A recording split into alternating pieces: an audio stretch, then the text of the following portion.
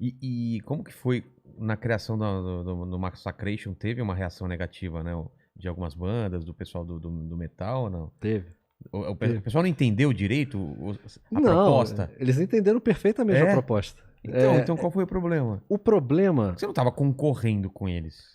não até o momento que a Deck Disc chamou a gente pra gravar um disco. Ah, tá. Então, quando a gente começou com o Massacration em 2002, todo mundo achava engraçado. É. Ah, puta, os caras Pessoal estão do Hermes tirando Renato, sarro, não sei é. o quê. E aí, cara, um dia a gente foi fazer uma participação no aniversário do João Gordo.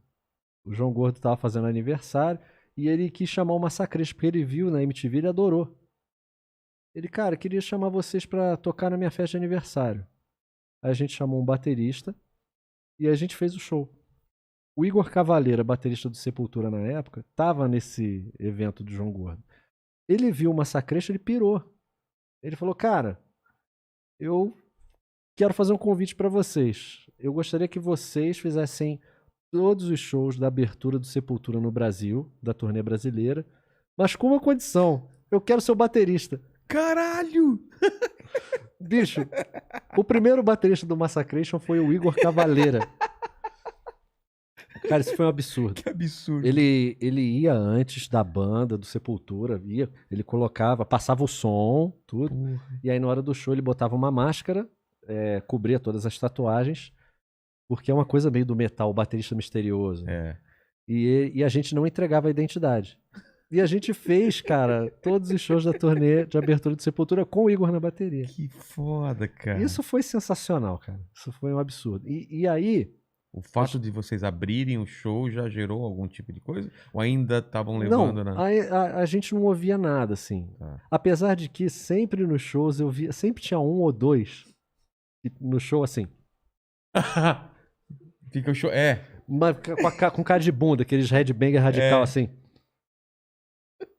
E puta, eu achava engraçado. A gente é humorista, né? Puta, eu achava engraçado pra caralho. Aí a gente fez um show no Abril pro Rock, um festival gigantesco no Nordeste. E depois desse show, foi um absurdo, cara. Quando acabou esse show, o pessoal da DEC, o João Augusto da DEC, presidente da DEC, chegou, cara, vocês precisam gravar um disco. Olha o que vocês fizeram. E aí a gente gravou o primeiro disco do Massacration. Olha o que vocês fizeram, por quê? Porque foi um puta resultado Foi, legal. foi um absurdo. Ah, tá. Foi um absurdo. E aí a gente gravou o disco. Quando a gente gravou o disco, aí começou a pipocar.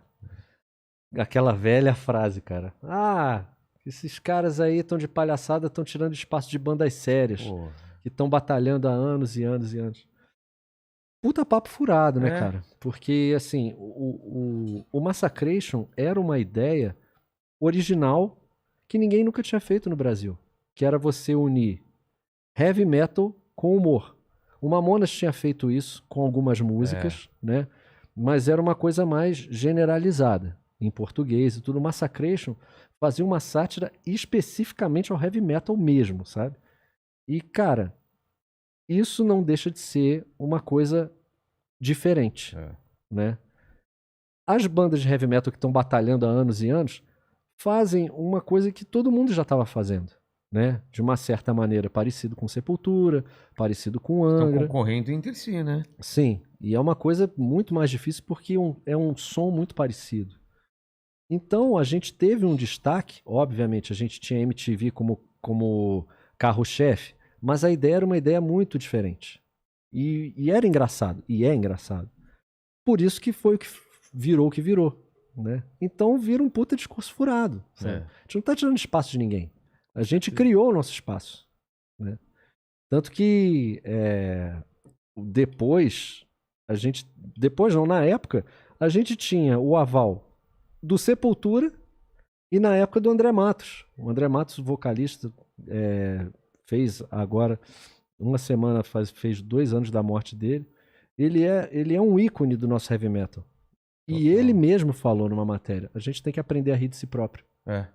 Então, cara, com o aval dos 2 nomes mais gigantes, cara, a gente sempre... Mas isso vale não só pro heavy metal, né? Vale pra tudo, né? Pra tudo, exatamente. Então a gente nunca ligou muito pra isso, sabe? E como eu sempre tive uma carreira em paralelo, sempre bem ligado ao metal, Eu sempre fui um cara do metal. Eu tenho banda cover de tudo, cara. Já cantei Death, Deep Purple, Black Sabbath, Ing Malmsteen, porra. E aí o pessoal via os mais radicais, esse cara faz umas brincadeiras com massacres, mas ele entende de metal, assim. Então, de uma certa forma, passava um pano, né? Sim. E tanto que, pô, eu falo isso com um puto orgulho. Eu, como Bruno Sutter, já fui eleito 3 vezes o melhor vocalista de heavy metal do Brasil, porra. Tá vendo? Isso aí é, cara, Chupa. é muito do caralho.